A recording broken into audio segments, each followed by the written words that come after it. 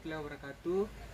Saya Aswin Purana Putra Arif dan di sini saya akan menjelaskan tentang respirasi aerob pada manusia. Perlu kita ketahui bahwa kita sebagai manusia tentunya bernafas. Apa yang kita hirup yakni oksigen atau O2, serta apa yang kita hembuskan yakni CO2 serta molekul-molekul air. Namun, pada proses respirasi bukan hanya itu. Tubuh kita juga menghasilkan yang namanya ATP atau adenosin trifosfat, di mana ATP ini kita gunakan sebagai energi untuk melaksanakan aktivitas setiap hari, baik itu belajar, menulis, membaca, makan, minum, dan sebagainya. Namun, perlu kita ketahui bahwa metabolisme terbagi menjadi dua. Yang pertama yakni anabolisme. Anabolisme yakni pemecahan molekul-molekul sederhana ke molekul-molekul yang lebih kompleks untuk digunakan di tubuh kita. Sedangkan katabolisme adalah pemecahan molekul-molekul sederhana, molekul-molekul kompleks menjadi lebih sederhana lagi untuk digunakan pada tubuh kita. Perlu kita ketahui bahwa manusia melakukan yang namanya respirasi. Respirasi ini terbagi menjadi dua, yakni respirasi aerob dan respirasi anaerob. Respirasi aerob adalah respirasi yang menggunakan oksigen, sedangkan respirasi anaerob adalah respirasi yang tanpa menggunakan oksigen.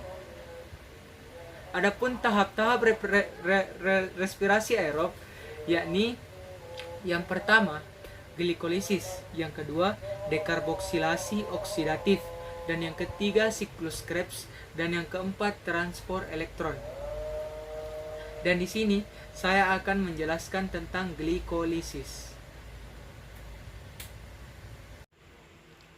Tahap pertama dari respirasi aerob yakni glikolisis. Glikolisis adalah berasal dari dua kata, yakni gluko dan lisis.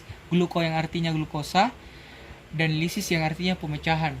Jadi, dapat kita simpulkan bahwa glikolisis adalah tahap proses pemecahan molekul-molekul glukosa. Kemudian, proses awal glikolisis ditandai dengan oksigen atau O2 dengan glukosa atau C6H12O6 masuk ke dalam sitoplasma.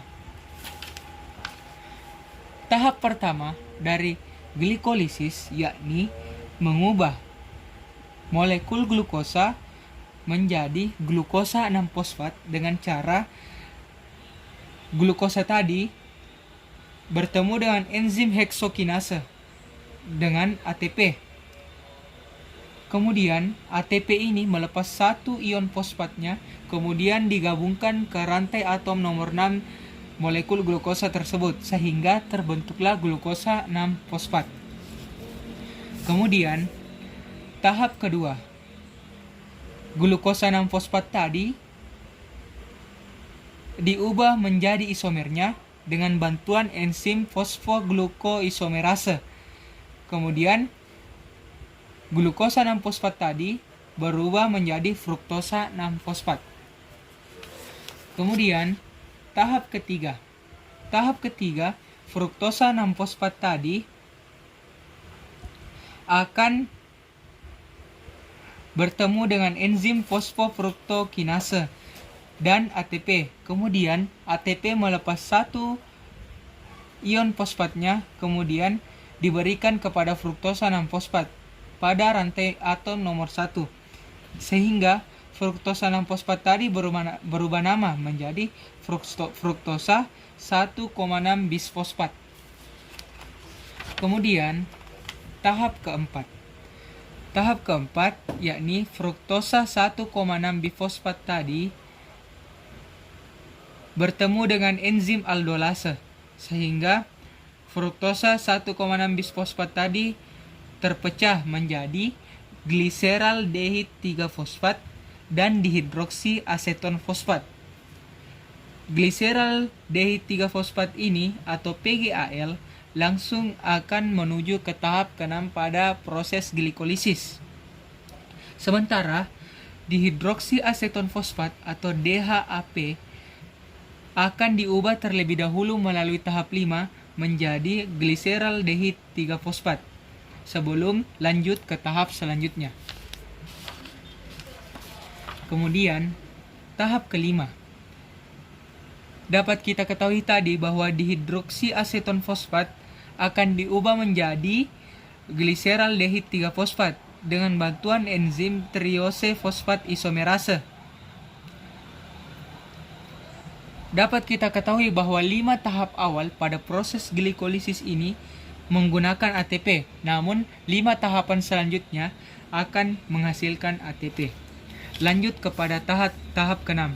Dapat kita ketahui bahwa tadi gliseraldehid 3 fosfat langsung ke tahap ke-6, kemudian bertemu dengan NAD dan juga ion fosfat dan juga enzim gliseraldehid fosfat dehidrogenase. Kemudian ion fosfat tadi bergabung ke gliseraldehid 3 fosfat sehingga berubah nama menjadi 1,3 bifosfogliserat. 1,3 bifosfogliserat ini melepas satu atom H-nya, kemudian diberikan kepada NAD menjadi NADH. Tahap ke-7. Tahap ke-7, 1,3 bifosfogliserat tadi bertemu dengan ATP, bertemu dengan ADP, adenosin difosfat, dan juga enzim fosfogliserat kinase. Kemudian 1,3 bifosfogliserat tadi melepas satu ion fosfatnya dan diberikan kepada ADP. ADP memberikan satu atom H-nya sehingga ADP tadi membentuk ATP. Ini merupakan ATP pertama yang dibentuk pada tahap glikolisis. Kemudian 1,3 bifosfogliserat tadi berubah nama menjadi 3 fosfogliserat karena kehilangan satu ion fosfatnya. Lanjut kepada tahap ke-8. Tahap ke-8, 3 fosfogliserat bertemu dengan enzim fosfogliserat mutase. Kemudian melepas lagi ion fosfatnya dipindahkan ke rantai nomor 2 sehingga berubah nama menjadi 2 fosfogliserat. Lanjut ke tahap 9, yakni 2 fosfogliserat tadi bertemu dengan enzim enolase. Enzim ini mengakibatkan lepasnya molekul H2O pada 2 fosfogliserat sehingga H2 ini menjadi molekul-molekul air. Kemudian 2 fosfogliserat tadi berubah nama lagi karena kehilangan 2 atom H dan 1 atom O-nya menjadi fosfoenol pirufat.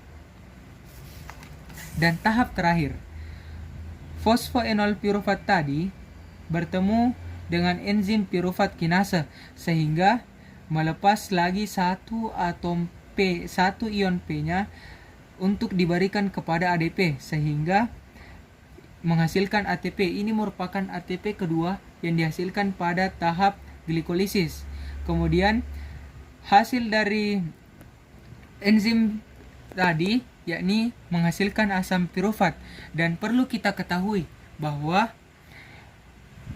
terdapat 2 gliseraldehid tadi, berarti semuanya akan dikali 2 sehingga hasil pada tahap glikolisis ini yakni menghasilkan 4 ATP, namun sudah digunakan tadi menjadi 2, berarti sisa 2 ATP dan 2 NADH serta 2 asam pirufat.